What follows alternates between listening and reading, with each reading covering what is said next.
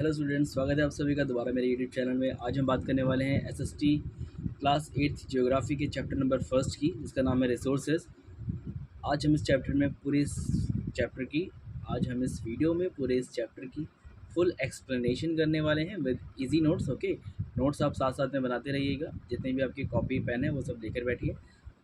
हम इस चैप्टर को पूरे डिटेल में पढ़ने वाले हैं और इस चैप्टर के तुरंत बाद पर मैं डिस्क्रिप्शन बॉक्स में इसी चैप्टर के क्वेश्चन आंसर्स की वीडियो डाल दूंगा, आप उसको भी देख लीजिएगा। ओके, तो चलो वक्त बर्बाद ना करते हुए वीडियो को स्टार्ट करते हैं। सबसे पहला टॉपिक आता है हमारा रिसोर्सेज। सो रिसोर्सेज एक्चुअल में क्या होते हैं? Anything that can be used to satisfy a need और has value can be called a resource. Normally क्या है कि कोई भी ऐसी चीज़ जो कि नॉर्मल ह्यूमन बिहेवियर में या फिर ह्यूमन लाइफ में किसी भी तरीके का एड ऑन करे, जैसे कि कोई भी हमें वैल्यू प्रोवाइड करे चीज़, जैसे जस्ट लाइक अगर हम बात करें कि हम स्कूल जाना है हमें, तो हमारे लिए बस आ रही है, हम रोड में चल रहे हैं, तो वो रोड, वो बस, वो स्कूल, ये सारी चीज़ें हमारे लिए एज अ रिसोर्स काम करती हैं। ओके, अगर हम बात करें कुछ रिसोर्सेज की, so water, electricity, rickshaw, vegetable, text book, ये ऑल हमारी क्या है, यूटिलिटी है and enhance our considered as resources. इन सब चीज़ों को हम रिसोर्सेज बोल सकते हैं। All the resources have value और वर्थ, कि हर एक रिसोर्स की अपनी एक वैल्यू होती है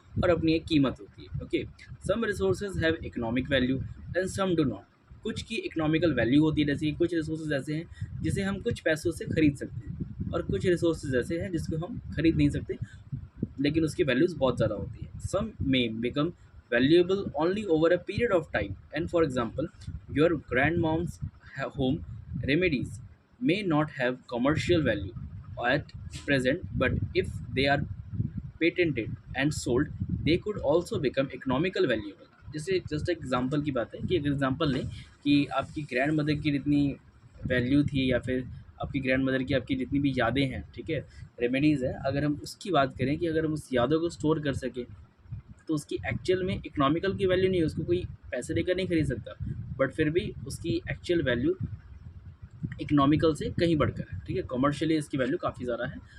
इन सब चीज़ों को बोलते हैं कि हाँ, ये हमारे रिसोर्सेज हैं। कुछ चीज़ों की वैल्यूज़ होती है, कुछ चीज़ों की वैल्यूज़ नहीं होती है। Meanwhile the two factors that change substances to resources including time and technology. Normally क्या है कि कुछ ऐसी चीज़ें होती हैं जो रिसोर्सेज हमारे कुछ पीरियड तक होते हैं स्पेसिफिकली, और कुछ ऐसे रिसोर्सेज होते हैं जो कि हमें लाइफ टाइम यूज़ में आते हैं, कुछ ऐसे। ठीक है, अब ये रिसोर्सेज को हम टाइम एंड टेक्नोलॉजी के according time to time change करते रहते हैं। ठीक है, अगर हम नेक्स्ट बात करें, so type of resources. Resources actual में कितने टाइप के होते हैं? सो मेनली रिसोर्सेज को तीन टाइप में बांटा गया है। The first is natural resources, जो कि हमें नेचर प्रोवाइड करती है।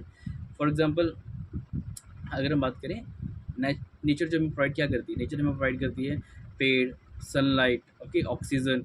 ये सब चीज़ें हम खरीद नहीं सकते हैं। हम सनलाइट को नहीं खरीद सकते, हम नॉर्मल एयर जो विंड चल रही होती है उसको नहीं खरीद सकते, बट फिर भी हमें एक वैल्यू प्रोवाइड करती है, इसके बिना हम जिंदा नहीं रह सकते। ये सब चीज़ें होती है कि हाँ, हम जो नेचर से प्रोवाइड करते हैं उसे हम नेचुरल रिसोर्सेज बोलते हैं। नेक्स्ट आपका आता है human made resources, just like मैंने आपको एग्जांपल दिया था ब्रिजेस, रोड्स का। ये सब चीज़ें हमें मैन, जो हम ह्यूमन्स हैं, हम खुद बनाते हैं इन सब चीज़ों को हमारे लिए, इसे हम बोलते हैं मैन मेड रिसोर्सेज या फिर ह्यूमन मेड रिसोर्सेज, जो कि ह्यूमन खुद बनाते हैं अपने सुविधा के लिए। नेक्स्ट में हम बात करते हैं, so it is human resources. Human resource are the resource which is overall the best resource all over the world. कि हाँ, ह्यूमन रिसोर्स एक ऐसा रिसोर्स है जो कि अपने माइंड, अपनी टेक्नोलॉजी, अपने टाइम के अकॉर्डिंग डेवलप होता रहता है, और ये जो रिसोर्स है वो अलग अलग रिसोर्सेज को पैदा कर सकता है। ठीक है, अगर हम बात करें नेचुरल रिसोर्सेज की डेफिनेशंस की, so the natural resources are drawn from nature and are used without much modifications. Examples include the air we breathe, water in our rivers and lakes and soil, minerals and so on. Normally बात करें कि natural resources हम उनको derive कर सकते हैं जिसको हम रॉ यूज़ कर सकते हैं, हमें उसमें कोई भी चेंजेस करने की या फिर किसी भी तरह की मॉडिफिकेशन की ज़रूरत नहीं होती। उसको हम नेचुरली जैसे वो मिलता है नेचर द्वारा, वैसे ही अगर कंज्यूम कर सके तो हम उसे नेचुरल रिसोर्सेज बोलेंगे। जस्ट लाइक एयर हो गई, जो हवा जो हम ब्रीथ करते हैं। नेक्स्ट में अगर हम बात करें वाटर की, जो हमारे लेक्स, रिवर्स, इन सब में मौजूद होता है, ये सब नेचुरली प्रोवाइडेड होता है, हम इसमें ज़्यादा कुछ चेंजेस नहीं करते हैं। ठीक है, natural resources can also be categorized into renewable and non-renewable resources. Renewable resources can be renewed and get replenished very quickly, Solar and wind energy are renewable resources that are ultimately unlimited and will not be affected by the human activity. Normally क्या है कि कुछ ऐसे resources होते हैं, resources को mainly दो part में बांटा गया है. सबसे पहला ऐसा रिसोर्स जो कि लिमिटेड होता है, एक स्पेसिफिक टाइम के लिए होता है, just like exhaustible sorry in exhaustible resources और रिन्यूएबल रिसोर्सेज जो कि कोई लिमिट नहीं होती. नॉन रिन्यूएबल रिसोर्सेज इसकी बहुत एक लिमिट होती है, हम उसको लिमिट से ही यूज़ कर सकते हैं, उसके द्वारा हम उसका यूज़ नहीं कर सकते. अगर हम एग्जांपल लें, सो पेट्रोलियम एक टाइप की ऐसी एक ऐसा उसका रिसोर्स है कि पेट्रोलियम हमें यूज़ तो बहुत आता है, बट वो एक लिमिटेड रिसोर्स है. हमें वो नेचर द्वारा प्रोवाइडेड होता है, बट वो एग्जॉस्टिबल है कि वो एक टाइम के बाद ख़त्म हो जाएगा. उसके बाद अगर बात करें हम, कि जैसे हमने बात की विंड की या फिर सनशाइन की, तो सनशाइन या विंड एक ऐसी चीज़ है जो कि लिमिटलेस है. ये अनलिमिटेडली हम ह्यूमंस जितनी मर्जी कोई भी एक्टिविटी कर लें, इससे वो सनशाइन या फिर वो विंड ख़त्म नहीं होने वाली. और mean while non renewable resources such has limited stock and once exhaustible can take thousands of years to be replaced. Normally क्या है कि जो भी हमारे एग्जिस्टेबल रिसोर्सेज हैं जो कि नॉन रिन्यूएबल है, जो कि ख़त्म हो सकते हैं एक लिमिट के बाद, उसे दोबारा बनने में क्योंकि लाखों साल लग जाएंगे, हज़ारों साल लग जाएंगे, इसलिए वो हमारे लिए एक नॉन रिन्यूएबल है कि हमारे लिए तो चलो वो दोबारा यूज़ में आ ही नहीं सकते, कुछ ऐसा. ठीक है. Some examples are coal, petroleum and natural gases. जैसे कि हम पहले पढ़ चुके हैं कि हाँ कुछ ऐसे एग्जाम्पल हैं, जैसे कि कोल, पेट्रोलियम एंड नेचुरल गैसेज, ये हमें नेचर प्रोवाइड करता है और ये एक लिमिटेड अमाउंट में होती है, इससे ज़्यादा हम उसका यूज़ नहीं कर सकते. Physical factors like टेरिन, climate and altitude affect the distribution of natural resources. Normally क्या है, अगर हम बात करें नेचुरल रिसोर्सेज की, तो नेचुरल रिसोर्सेज कुछ स्पेसिफिक तरीक़ों से डिस्ट्रीब्यूट किया जाता है और वो स्पेसिफिक तरीक़ों से ही अलग अलग जगह में पाया जाता है. जैसे पेट्रोलियम है, तो पेट्रोलियम हर एक जगह पर तो आपको नहीं मिलेगा, वो कुछ स्पेशल क्लाइमेट्स होते हैं, स्पेशल एल्टीट्यूड होता है, तो उन सब जगहों पर जहाँ पर उसका प्रॉपर चीज़ें मेन कर रही होती है, उन्हीं सब जगहों में हमें वो चीज़ें मिलती है. जस्ट एग्जांपल, टेरिन, क्लाइमेट, एल्टीट्यूड, ये सब अफेक्ट करता है किसी भी नेचुरल रिसोर्सेज को वहाँ पर डेवलप होने. Okay.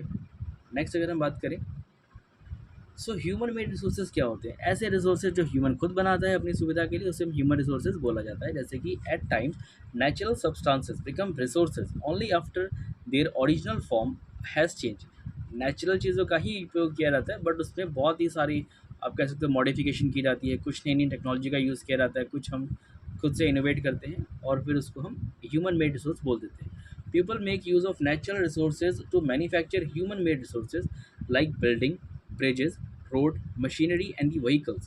Another example is technology. Normally क्या है कि हम एक नेचुरल रिसोर्स का यूज़ करते हैं ह्यूमन मेड रिसोर्सेज को बनाने के लिए. अब अगर हम बात करें ह्यूमन मेड रिसोर्सेज किस किस टाइप के होते हैं, सो building, bridge, road, machinery, vehicles, ये सब कुछ ऐसे एग्जांपल्स हैं जो कि हमें ह्यूमंस द्वारा मिले हैं. जैसे कि टेक्नोलॉजी इसका एक सबसे बड़ा एग्जांपल है जो कि हम ह्यूमंस ने खुद डेवलप की है, वो हमें किसी नेचर ने प्रोवाइड नहीं करवाया. ओके. नेक्स्ट में अगर हम देखें, so human as a resource, human एक रिसोर्स कैसे हो सकता है? So human resource refers to a number of quantity and ability mental physical of a people, कि एक पर्सन की क्वांटिटी हो, मतलब बहुत सारे लोगों की क्वांटिटी होना, या फिर बहुत सारे लोगों में से सबकी एक मेंटल या फिजिकल एक स्ट्रेंथ होना. That is why human being are a special resource. People are human resources improving the quality of people's skill so that they are able to create more resources in known as a human resource development. Normally क्या है कि अगर एक skilled person होगा, वो skilled person आगे हज़ारों लोगों को स्किल प्रोवाइड करवा रहा है, और वो हज़ारों लोगों का जो ब्रेन, जो उसका फिजिकल या फिर मेंटली जो वो यूज़ करेंगे, जिसके द्वारा अलग अलग टाइप के रिसोर्सेज और टेक्नोलॉजीज डेवलप होती रहेगी. सो हम सबसे आप कहते हैं ना मेजॉरिटी वोट किसको जाता है, तो मेजॉरिटी वोट हमारा ह्यूमन रिसोर्स को जाता है कि ह्यूमन रिसोर्स ही एक ऐसा रिसोर्स है जो कि मल्टीपल रिसोर्सेज को डेवलप कर सकता है खुद. ओके. नेक्स्ट अगर हम बात करें, सो वो आता है कंजर्विंग रिसोर्स नाउ. तो अभी के टाइम पर हमें रिसोर्सेज को कंजर्व करने की ज़रूरत क्यों है? So imagine a situation where all the water on the earth had dried up and all the trees were cut down, there is no shade and nothing to eat और drink. Imagine करें एक ऐसी situation जहाँ पर हमें ना ही पीने को कोई पानी हो, पूरे अर्थ में कहीं पर पानी मौजूद ही नहीं है, उसके अलावा ना ही एक भी ट्री है, सारे ट्रीज़ को कट कर दिया गया है, एंड देन ट्रीज़ ना होने के कारण हमारे पास कोई शेड नहीं है जिसके नीचे हम बैठ सकें, एंड नथिंग टू ईट और ड्रिंक, ना हमारे पास कुछ खाने को है, ना ही हमारे पास कुछ पीने को है. And if we are not careful then even renewable resources can become very scarce and non-renewable ones can definitely get exhaust. Normally क्या है कि जैसे हमने बात की थी, दो रिसोर्सेज होते हैं, एक होते हैं रीन्यूएबल, एक होते हैं नॉन रीन्यूएबल। तो नॉन रीन्यूएबल तो वैसे ही ख़त्म हो जाएंगे अगर ये सब सिचुएशन होगी तो। और रही बात रीन्यूएबल रिसोर्सेज की, सो क्योंकि मैंने आपको बोल दिया कि ट्रीज़ नहीं रहेंगे तो ऑक्सीजन नहीं मिलेगी, अगर आप कह सकते हो वाटर नहीं है तो भी हमें किसी टाइप का प्लांट नहीं पीने को मिलेगा, या फिर किसी भी टाइप का फूड मटेरियल खाने पीने को नहीं मिल सकता। Using resources carefully and giving them time to get renewable is called a resource conservation. कि नॉर्मली हमारे पास जो रिसोर्स है उस रिसोर्स को एक स्पेशल तरीके से या फिर एक कंजर्वेशन तरीके से हम उसका यूज़ करें, जितना इस्तेमाल कर सकते हैं या फिर जितना उसका यूज़ एक्चुअल में हमें है, नीडेड है, उतना ही हम यूज़ करें। उसे हम बोलते हैं एक हमारा बेटर माइंड सेट, जिससे हम उसको यूज़ कर पाते हैं। उसी को हम बोलते हैं रिसोर्स कंजर्वेशन। ओके, कि हम उस मेन रिसोर्स को एक स्पेसिफिक टाइम के लिए कंजर्व करके रख रहे हैं, आगे आने वाले टाइम के लिए यूज़ करने के लिए। Careful utilisation resources so that besides meeting the requirement of the present. Normally क्या है कि अगर हम बात करें आज हम उस रिसोर्सेज को बचाएंगे तो हम उसका उपयोग आगे आने वाले टाइम पर कर सकते हैं।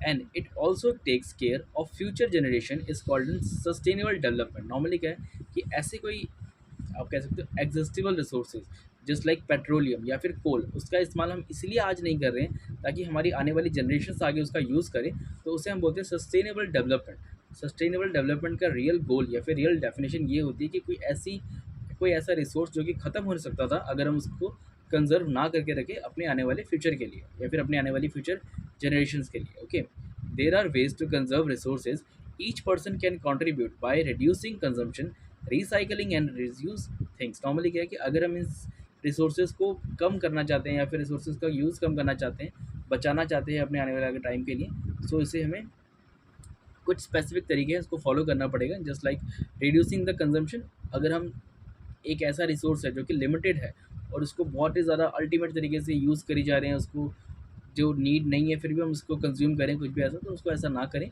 रिड्यूस कर दे उसकी कंजम्पशन, या फिर उसको रिसाइकल हो सके तो उसको रिसाइकल करो या तो उसका रीयूज़ करने की कोशिश करो। इस तरीके से हम अपने रिसोर्सेज को कंजर्व कर सकते हैं।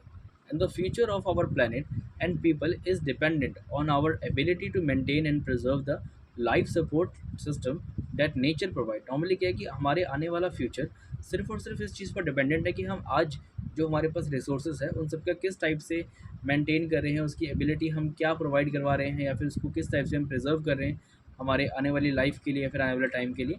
उसी को हम बोलते हैं कि हमारा वो फ्यूचर प्लानिंग होती है एक टाइप से, और उसको हम कंजर्व करते हैं। Therefore we are required to ensure that, अब ये सब हो बट ऐसा क्यों हो और हमें इसके लिए क्या क्या करना चाहिए। So all uses of renewable resources are sustainable. कि ऐसी हर चीज़ जो रीन्यूएबल है और हम उसका एक स्पेसिफिक चीज़ों की, जैसे all uses of renewable resources are sustainable, हर एक रीन्यूएबल रिसोर्स जिसको हम रिन्यू कर सकते हैं वो एक सस्टेनेबल रिसोर्स कहलाता है। The diversity of life on the earth is conserve. Earth में जो डाइवर्सिटी है वो बहुत ही ज़्यादा कंजर्व्ड है।